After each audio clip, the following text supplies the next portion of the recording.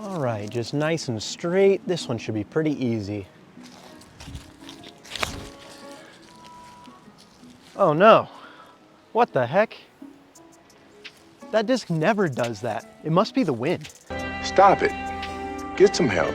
Are you tired of hearing that guy constantly blame every bad throw on the wind? If you're not, you're that guy. Wind conditions have a huge impact on disc selection for each throw. So if that's a surprise to you and you haven't been taking into account wind when you're choosing your disc, that's a problem. The first step is having a basic understanding of the stability levels of different discs and what that means. The first number in the flight number system is speed.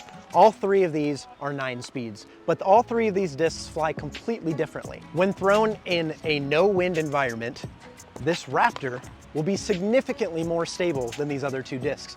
Stable meaning that it has a tendency on a right-hand backhand throw to want to finish to the left. This Heat, on the other hand, is very understable. It's gonna want to turn to the right. It may come back left at the end, but it wants to turn to the right quite a bit, where the Raptor will completely resist that. The Valkyrie is more of a neutral disc, with its flight numbers, the last 2 being -2, 2. So -2 turn means that it wants to turn a bit to the right, but 2 fade means that it wants to come back left as well. So that's when you get the S-shaped flight. That disc I threw first in the intro was this Discraft Heat, so a very understable disc. I threw that into about a 20 to 25 mile an hour headwind, which greatly increases the understability of that disc. Now, throwing back the opposite direction, the opposite is true because we'll have a tailwind. This disc will be less likely to flip over super hard. See, it flies nearly perfectly straight with a finish to the left. So as you can see from that throw of how much different that flight was just from changing wind direction. That's a huge important thing to consider when choosing a disc for a throw. This Raptor, for example, is extremely stable, so it's great for throwing into a headwind because it's not gonna wanna turn over. Throwing into a tailwind makes it even more overstable, so it's gonna really wanna finish to the left. Because of how unpredictable the wind can be, it's important to have a variety of stability levels of your discs to be able to mitigate that wind to the best of our ability. So now that we've seen what the understable Heat disc does when thrown into this headwind, let's try it with an overstable Raptor and see how this behaves. I don't know about you guys, but I much prefer that result. In general, the harder you throw a disc, the harder it is for that disc to resist turning to the right. But when you're throwing into a headwind, it's almost as if you're throwing that disc even faster because the wind is passing over that disc even faster than it normally would. So in general, into a headwind, you're gonna wanna throw a more stable disc. Something that's normally a meat hook with no wind may be the perfect disc for a strong headwind like I have today. What you're looking for is a disc that is gonna resist turn. When we're throwing with a tailwind, the opposite is true. For example, this hole has about a 20 mile an hour tailwind. We've got a Mando that we've gotta go to the left of this tree here. So we need a disc that's gonna go over to the right. You got 2 options there.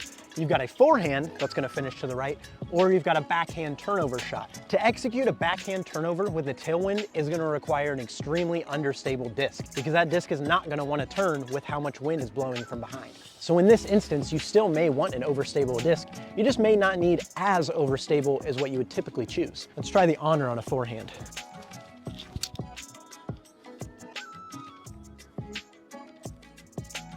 Then for the backhand turnover shot, I'm going to use the Rollo, which is an extremely understable disc, so much so that it was designed to flip all the way over and roll.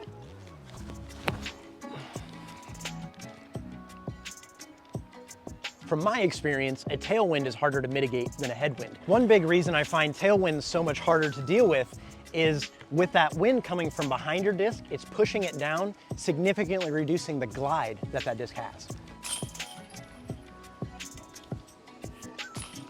So when putting, you need to aim higher than you typically would. Whereas in a headwind, you may need to just try to slip that disc just over the cage because headwinds have a tendency to lift your disc while tailwinds will push them down. So we know what to do when the wind is coming in our face or from our back, but what if it's going left to right or right to left? Players that throw forehand and backhand need to take the most consideration when it comes to crosswinds. When it comes to crosswinds, it's important to think about the flight plate, that being the bottom of the disc. If you have a wind coming this direction, left to right, and you throw a forehand, that disc is going to catch that wind underneath and sail significantly further to the right. Whereas with a backhand, that disc is going to be released more this direction, and the wind coming across it is going to push that disc down, keeping it from going left as far. If you're a backhand only player, you may want to consider throwing a flex shot or a straight shot or a hyzer flip just depending on what that wind is gonna do. Always think about how the wind is interacting with the bottom of the disc. So with this hole, we've got a wind coming from our left side,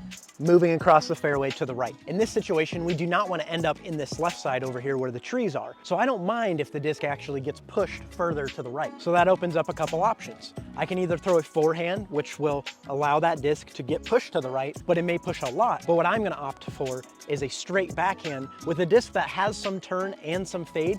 So a little bit of that turn is gonna expose that flight plate and let it push further to the right. But it's also got some fade to bring that disc back and not just keep going right into oblivion. That disc today is gonna be a Discraft Hades 12-6 -3-2. The -3 turn is gonna allow it to turn to the right, but that 2 fade is gonna bring it back and not just continuously go to the right.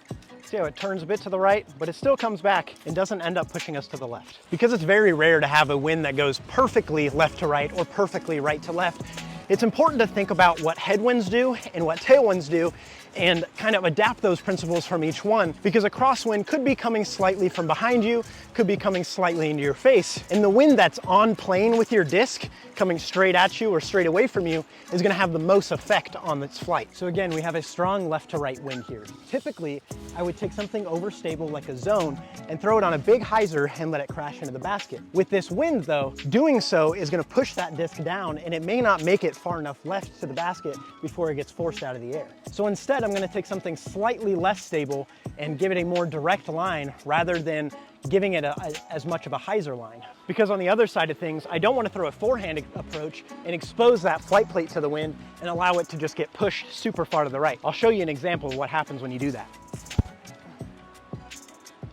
See how the wind just really pushes that way over there.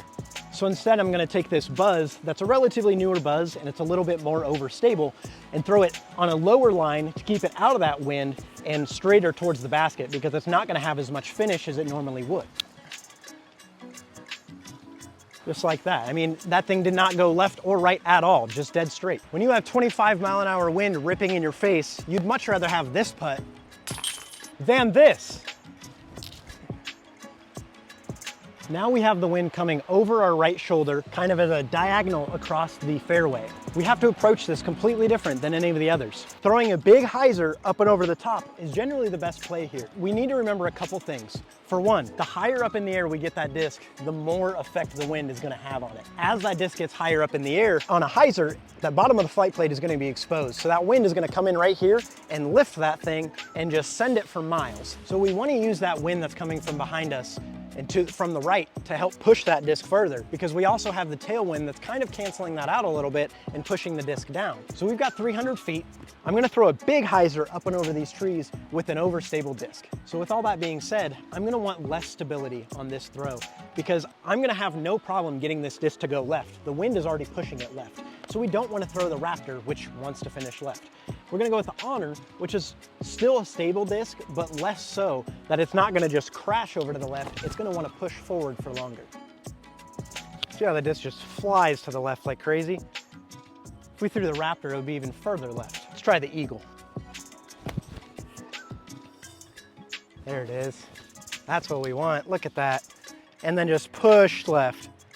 Overstable discs on a hyzer are some of the most predictable throws you can make. But when you have a crosswind coming from the right, it makes it so difficult to dial in your left to right dispersion. One of the reasons playing in the wind is so difficult is because it affects every aspect of the game. And like I said, it can be extremely unpredictable. You have to remember that just because you're close, you're throwing a Frisbee going extremely slow that is designed to glide slowly. The wind is gonna push this lightweight object very quickly. So I've got mostly tailwind, slight crosswind here. So I'm gonna give this disc more effort into the basket than usual because that tailwind is gonna push that putt down. Just like that, pushed it right down into the cage. Whereas this one over here is gonna have more wind hitting the bottom of that flight plate and gonna wanna push it left and up. So I'm actually gonna aim further to the right and I'm gonna focus on trying to keep the nose down on this putt as much as I can. We still missed left. That just goes to show how difficult putting in the wind can be. If you stuck around to the end, I'm just gonna remind you that keeping your disc low and out of the wind is the best solution you can possibly have. The less wind that can affect your disc, the better. As always, thank you guys for watching. If you have any questions, drop them down in the comments below. I'd be happy to answer them. We'll catch you in the next one. Peace.